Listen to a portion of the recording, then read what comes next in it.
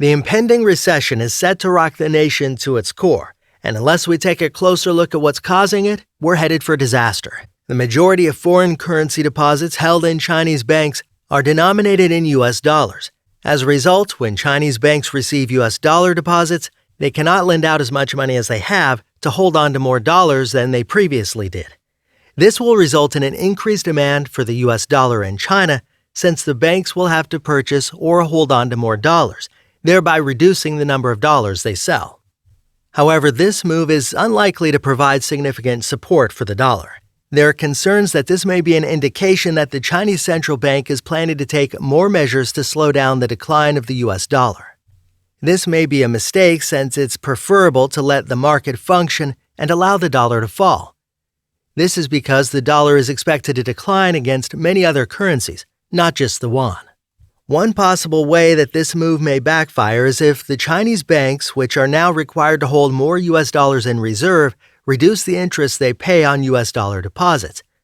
This will only widen the gap between the interest paid on RMB deposits versus U.S. dollar deposits, prompting more Chinese citizens to convert their U.S. dollars to RMB, leading to the selling of dollars. There have been claims that the Chinese yuan is artificially strong due to the currency pegged to the dollar. However, this claim is not entirely accurate since the Chinese central bank is currently intervening to support the U.S. dollar. If the currency peg were to be removed, it's the U.S. dollar that would likely fall, not the yuan. Additionally, Chinese focus on export-led growth has shifted towards domestic purchasing power, making the artificial suppression of their own currency less of a concern. As China continues to face economic challenges and an increasing population, the demand for purchasing power is becoming more critical. The country's leaders are therefore keen on reducing the cost of raw materials and other materials to take care of their people's needs. It remains to be seen how this shift will impact China's economic policies, particularly with regards to foreign currency deposits and the U.S. dollar. In recent times, the United States has experienced a decline in its economic capacity and industrial prowess, making it more reliant on other countries such as China. This overdependence on foreign nations has put the American economy in a precarious situation as it struggles to defend itself. The country's economy has transformed into a service sector economy where consumers borrow money to buy things they can't afford. However, this is all dependent on the reserve status of the dollar and the ability to import goods that are not produced domestically. The inflationary pressure that the U.S. economy is experiencing is due to too much money chasing too few goods, which is known as the classic Milton Friedman inflation. The Federal Reserve, the U.S. central bank, has been printing a lot of money, causing an explosion in the money supply and a significant increase in the Fed's balance sheet. However, despite this massive increase in the money supply, the dollar's value has not declined much compared to other currencies.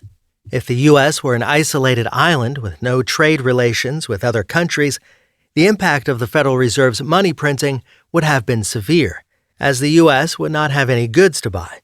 However, the presence of the global market has made it possible for the U.S. to buy goods from other countries using the money printed by the Fed. The Chinese, for example, manufacture goods which are brought to America, and the money paid by Americans is used to buy more goods from China. This arrangement has helped to keep prices down in the U.S. despite the inflationary pressure from money printing. However, the U.S. is facing an imminent crisis as other countries become more concerned with meeting the demands of their own growing populations.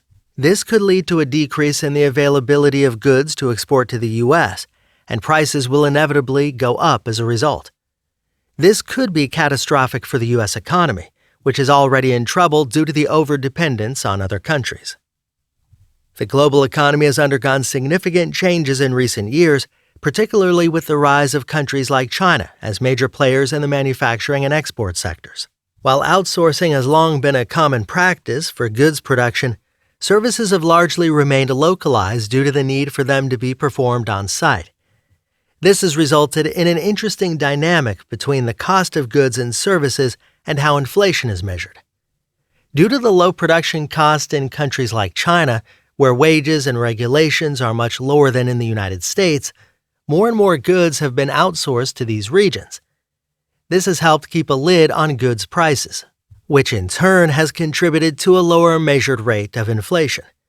However, the same cannot be said for services, which must be performed locally and therefore cannot be easily outsourced. As a result, the cost of services has continued to rise, contributing to an overall increase in the cost of living. The current trade deficit that the United States is experiencing is a concern, as traditionally a large trade deficit would result in a drop in the value of a country's currency. However, the fact that the US dollar is the global reserve currency has allowed the country to continue to print money and run a trade deficit without experiencing the negative effects.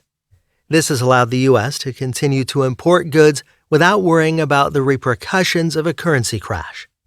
However, this situation may not be sustainable in the long run. Trading partners may eventually tire of exchanging real goods for U.S. dollars, particularly as the value of those dollars is likely to decrease in the future. The Federal Reserve is in a difficult situation as it must balance the need to keep the economy afloat with the potential long-term consequences of its policies. The U.S. government's ability to control inflation is under pressure due to the increasing size of government deficits. This pressure is forcing the Federal Reserve to monetize the deficits by printing more money. The deficits were able to become so large due to a foreign arrangement, where foreign countries were willing to hold on to U.S. treasuries, keeping interest rates artificially low. This encouraged the government to become even more indebted, as they are not punished with higher interest rates as would be expected. However, this foreign support is expected to come to an end, and the Federal Reserve will have to replace foreign buyers of U.S. treasuries by printing more money. This increase in the money supply leads to inflation, and if the newly printed dollars remain in the U.S., they'll bid up prices. This means that the U.S. will no longer be able to export its inflation as easily as it has in the past, and goods and services will begin to rise. Federal Reserve Chairman Jerome Powell does not fully understand this, and the U.S. will need to face the consequences of its reckless policies in the near future. That's all for this video. Hope you liked it. If you did, hit the like button, subscribe to Monetary Watch, and turn on the notifications so you never miss another video. See you in the next one. Till then, take care, and thanks for watching.